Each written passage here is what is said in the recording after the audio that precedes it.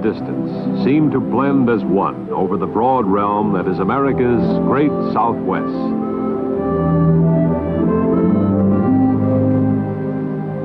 In this land of enchantment, descendants of the earliest Americans still follow primitive, time-honored ways of life.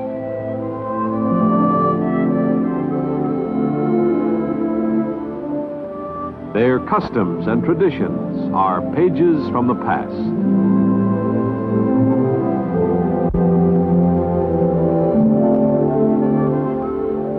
Their world is a panorama of pastel landscapes, limited only by the far horizons.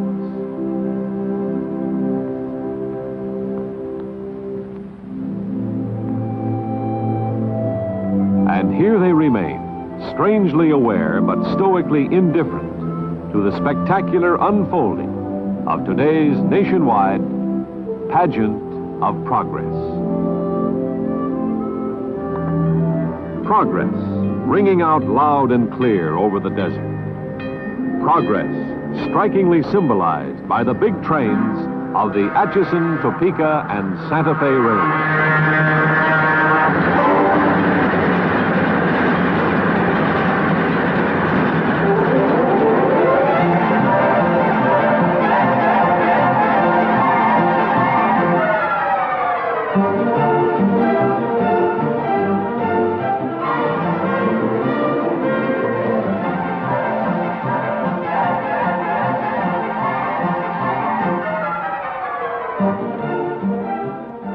These modern trains, both passenger and freight, make mighty use of great stretches of level land to maintain traffic schedules that are among the fastest on Earth.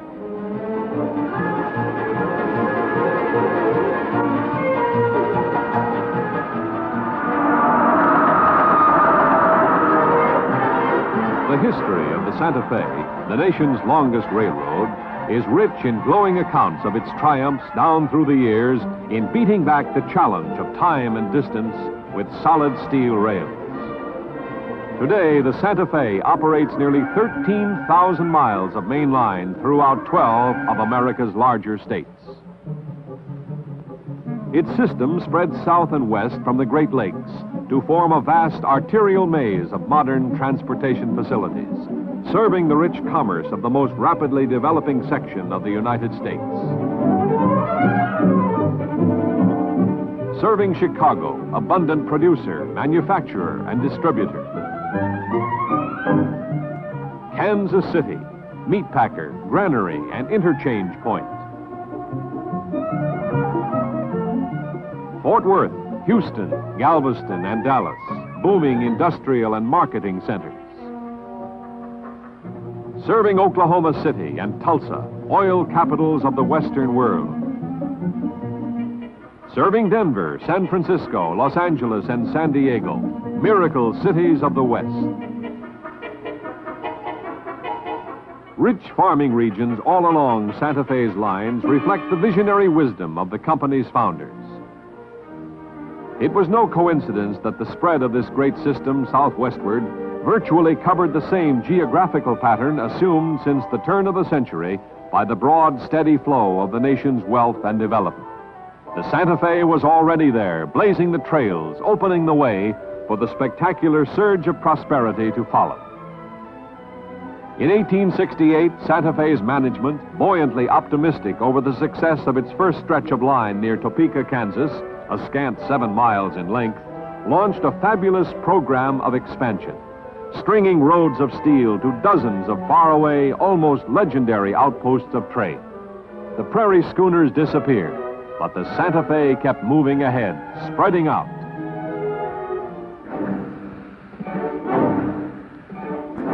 Today, the Santa Fe still maintains its century-old pioneering vigor. Its thinking, as always, is fresh and definitely individual.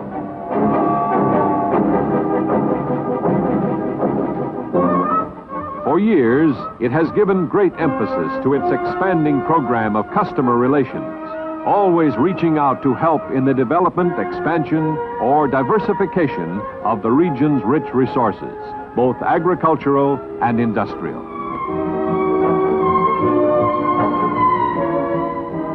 And it is the only American line providing service all the way to Baghdad. Baghdad, California, that is. This spot on the map, like thousands of others, large and small, has grown with the Santa Fe, while the Santa Fe itself has become a very part of the history of the great Southwest. For example, in Disneyland, exact replicas of Santa Fe's earliest trains have fascinated millions of visitors.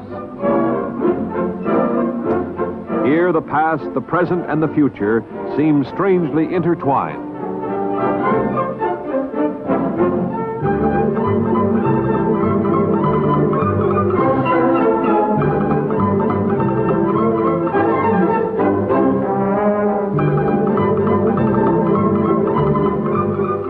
Monorail trains bearing Santa Fe's insignia cruise through this man-made fantasy land, intriguing the visiting crowds.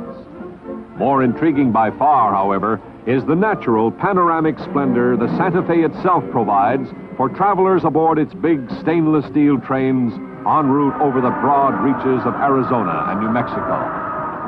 This is Indian country, land of countless tribal ceremonials.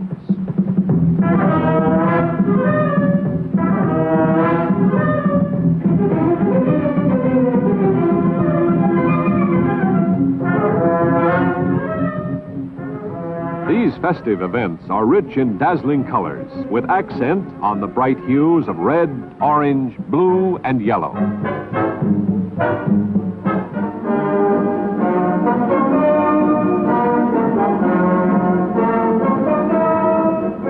The Santa Fe has adopted the same vivid colors in different combinations for its big diesel locomotives. For vacationers Santa Fe-ing their way across this region, Arizona's Painted Desert near Holbrook is another kaleidoscope of color.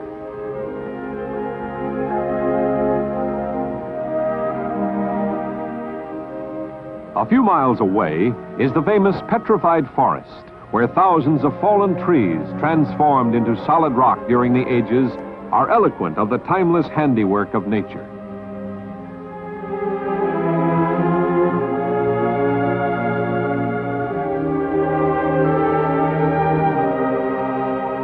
Further west, near Flagstaff, is Oak Creek Canyon, a vast amphitheater studded with hundreds of flame-colored formations. It's a veritable Shangri-La of natural beauty. However, the greatest attraction of all on the Santa Fe system is the mighty Grand Canyon of the Colorado. Its magnitude, its depth, and its color are almost hypnotic to those who come to marvel at its sheer majestic grandeur. Our story, though, concerns man-made canyons being carved through mountains some 60 miles south, canyons to serve a more practical purpose. Here in September 1959, Santa Fe launched an epic $20 million project for building 44 miles of new high-speed double-track mainline to eliminate a steep and tortuous stretch of old track built back in 1882. Morrison Knudsen Company was awarded the rush order contract for the big job to be done, and virtually overnight, a veteran force of MK railroad builders with big rigs, drills, dynamite, and determination began the tremendous task of moving some 12 million cubic yards of earth and rock in the scant time of only 15 months.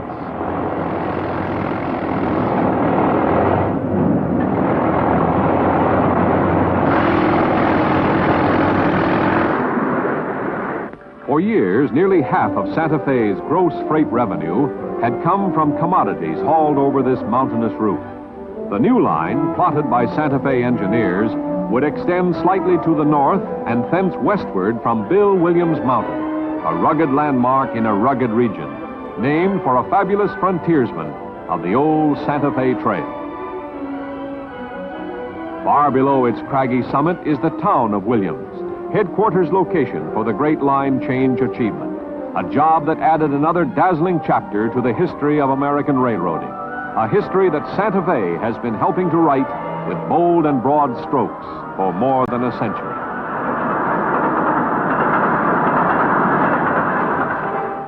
According to the plan, the new line would follow a gently curving course from Williams to Crookton, well away from the old right-of-way with its steep grades, tight turns, and stretches of limited clearance.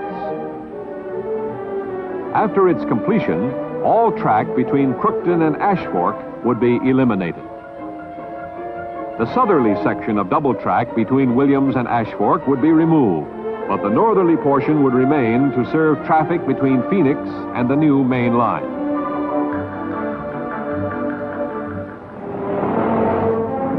$600 top-hand MK earth-moving experts and $6 million in equipment were thrown into the big undertaking. A half-dozen spreads of big rigs were pushed into immediate full-scale production.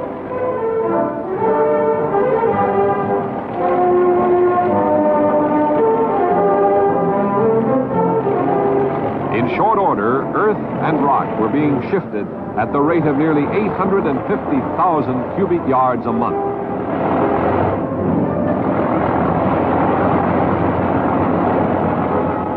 After only 90 days, a wide red scar had been laid open for more than a third of the distance to be covered by the new passage.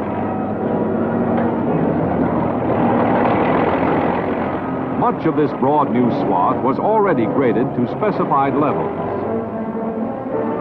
However, the fast-moving fleet of motorized scrapers was forced to play a subordinate role in the big operation, for only a minor portion of materials moved was classified as common, that is, easy to scrape up and haul away.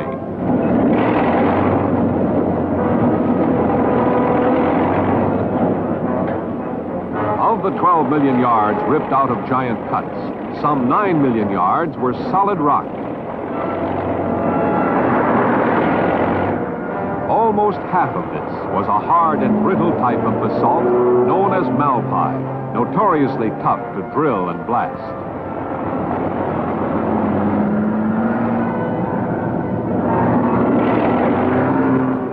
Along the whole stretch of the job, the subsurface strata was strangely mixed.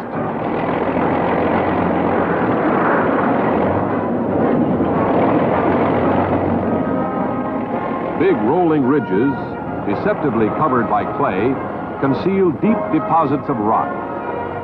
Here, heavy crawler-scraper combinations were called in to move the overburden, so blasting and shovel crews could take over.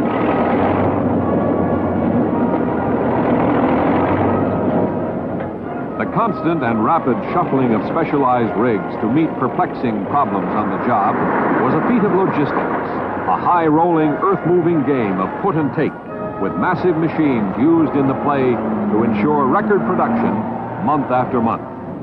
Breaking trail for excavation were 16 crawler-type drills, probing deep holes for the blasting.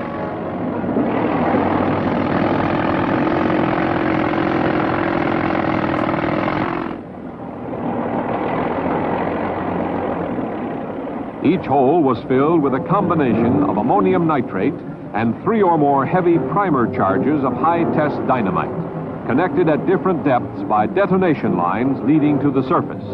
10 million pounds of explosives were used during the job.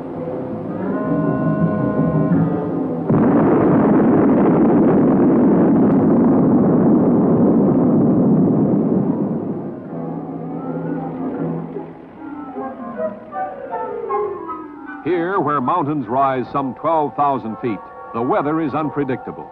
And on January 6th, 2 feet of snow fell during a single night, transforming the region into a winter wonderland.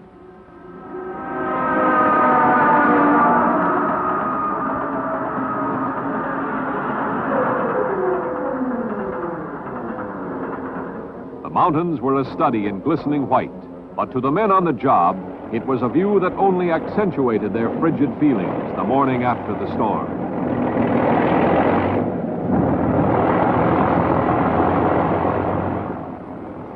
Although hampered by snow and nearly 2 weeks of sub-zero weather, MK's excavation crews stubbornly maintained their high record daily and weekly yardage output.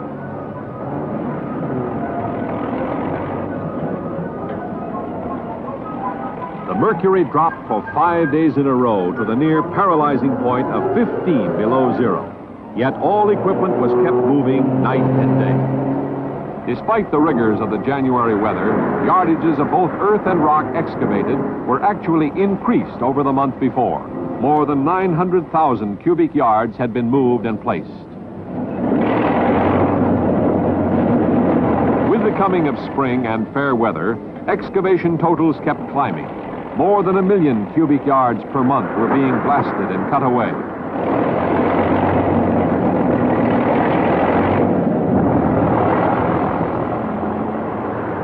Separate spreads of equipment were deployed all along the line change route, each individual machine putting on a maximum production show all of its own.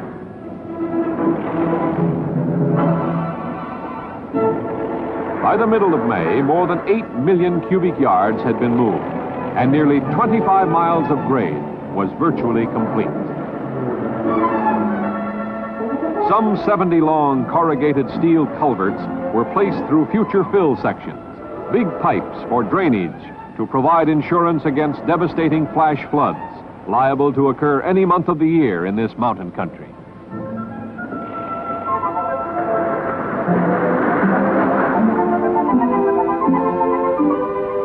A massive rock fill near the east end of the job created a skyline roadbed that crossed U.S. Highway 66. Here, a large overpass structure was built just east of Williams.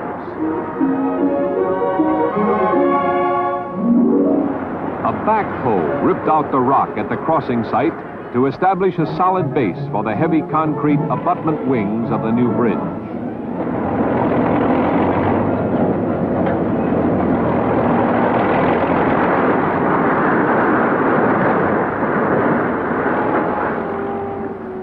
Work on the rising embankment pushed ahead along with construction of the overpass. Both jobs had top priority tags for rapid completion.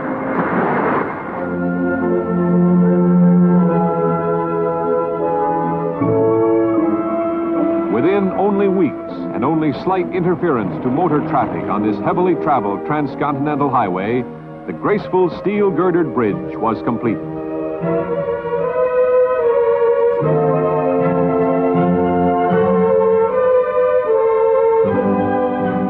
Other important structures were built along this same fill.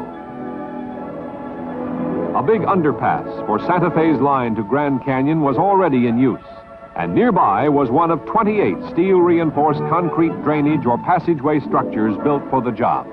A half-mile west, another overpass was erected.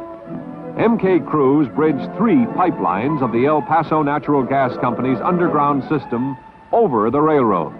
These were but a few of the tremendous trifles performed by MK specialists under the contract.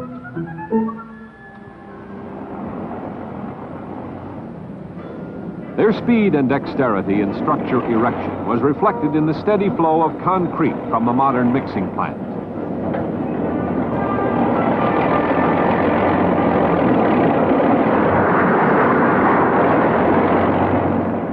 Nearly 20,000 cubic yards of masonry mixture was used in building a score or more important structures on the job. Big ready-mix trucks were always on the move to and from half a dozen sites where forms were constantly being raised for additional pours of concrete.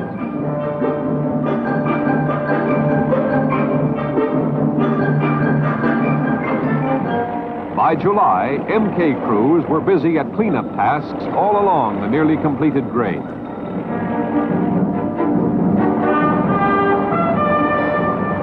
Rigid specifications for this smooth roadbed allowed a maximum of only 1% gradient and only 1 degree curvature. This new 90-mile-an-hour way through the mountains would trim as much as 90 minutes from the traveling time of trains through the region. Santa Fe track crews were stringing the ties for the first stretch of double track. These heavy wooden cross members were unloaded from trucks in bundles of 16 and placed on a sled-like device attached to the mobile crane. Men with picaroons pulled them roughly into place.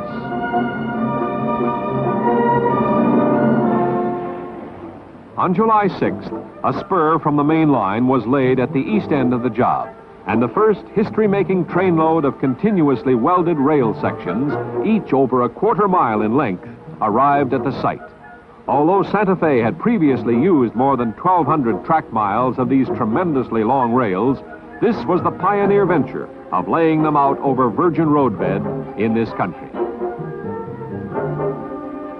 A side boom tractor moved down the right side of the roadbed, its boom pulling 2 of the long ribbons of steel from the end of the last flat car.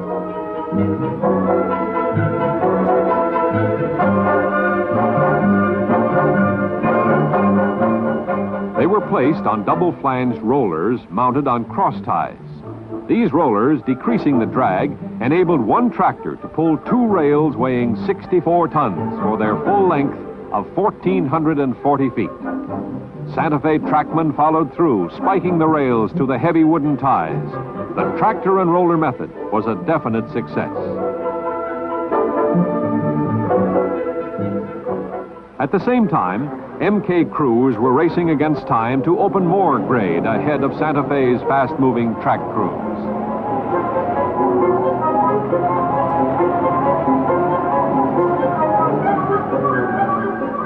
The last level of rock was being ripped out of the job's largest cut, a giant chasm 115 feet in maximum depth and nearly 2.5 miles long. 2,150,000 cubic yards were taken from this one cut alone. When the old main line was built through this mountain barrier in 1882, excavation on such a scale was undreamed of. Even today, in this era of amazing engineering and construction methods, this great line change job was definitely difficult. It was a constant battle of wits, waged against a host of natural obstacles, so Santa Fe's big trains could speed across this rugged region over a broad, modern roadbed, a roadbed pushed through the hard way, with big rigs laying it out smooth and straight to meet Santa Fe's exacting specifications. Track-laying forces were close on the heels of MK excavators. Trainloads of steel were delivered daily, further and further down the line.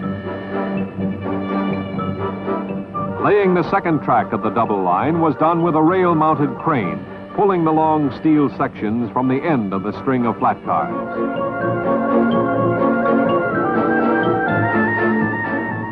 By this time, every phase of the work was strictly routine procedure.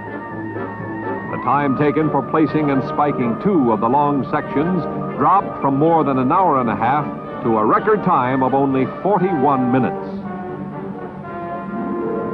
It was a perfectly synchronized exhibition of skill performed under a well-engineered plan. Each new shift was out to break records for footage of track laid and spiked.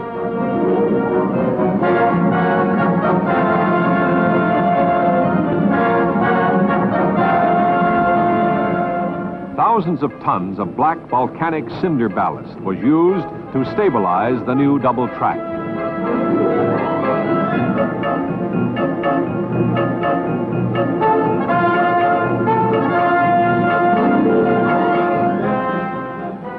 The level of the line was checked out to the exact fraction of a degree by Santa Fe engineers.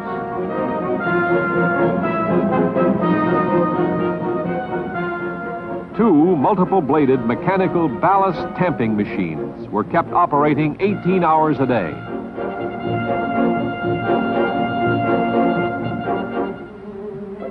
MK forces finished work on the elaborate new grade in late November. After only 14 months, the record-smashing earth-moving operation was complete. By mid-December, snow once more had capped the mountain peaks, providing a Christmas card backdrop for the finale of operations on the great relocation job. Santa Fe track crews tied in the new main line with the old.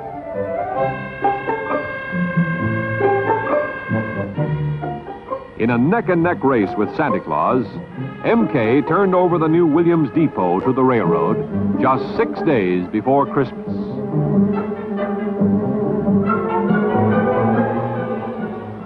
On December 19th, a date deadline for 2 months ahead, Santa Fe's crack passenger train number 19 set out on the first officially scheduled run over the new line. Number 19, matching the day of the month, was the symbolic forerunner of all future trains to travel this modern double-track speedway.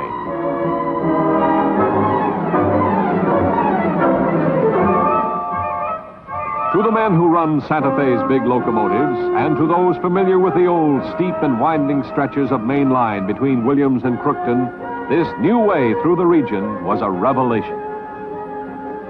Number 19, cruising swiftly over the long lengths of continuously welded rail, created the impression of being almost airborne. Gone were the clickety-clacks from the railroad tracks. Instead, there was a steady whooshing sound, the sound of today's age of jet propulsion and rapid locomotion.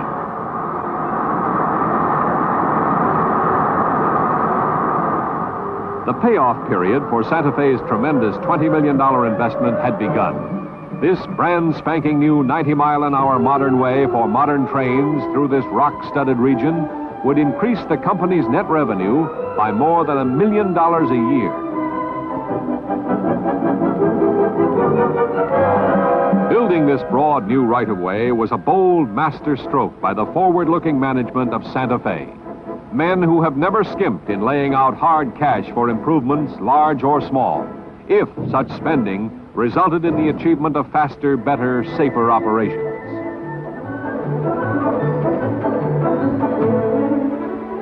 For more than a century, the Santa Fe has been constantly setting new standards for sound railroading practices. And the creation of this spectacular relocation route, with its massive fill sections and long, deep cuts, provides rugged evidence of the vigorous, enthusiastic faith in the future of American rail transportation felt by the men who plan for and manage this super railroad.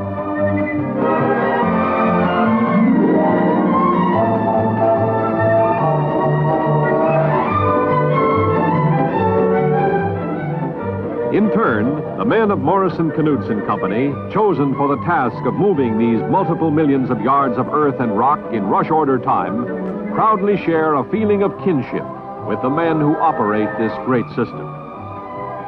Both are at their best while waging a winning battle against the challenge of timetable competition or contract deadlines.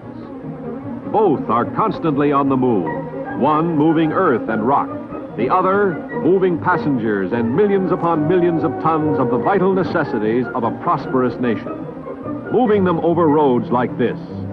Roads being built, maintained, or improved to provide always a better way for the Santa Fe.